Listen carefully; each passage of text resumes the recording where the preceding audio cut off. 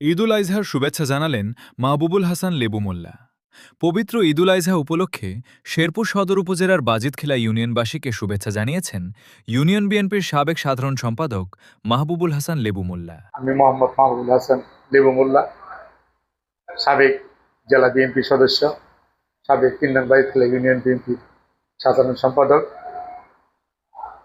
ত্যাগ, ভালোবাসা ও মানবতার বার্তা নিয়ে আমাদের মাঝে এসেছে পবিত্র ঈদুল আজহা।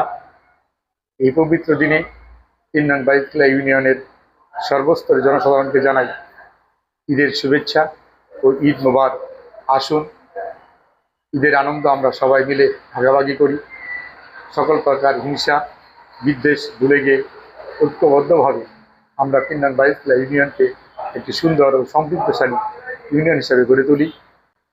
সেই আকাঙ্ক্ষা এবং প্রত্যাশা রেখে আবারও সকলকে কিন্নান বাজিতখিলা ইউনিয়নের জনসাধারণকে ঈদের শুভেচ্ছা জানিয়ে আমি আমার কথা শেষ করছি।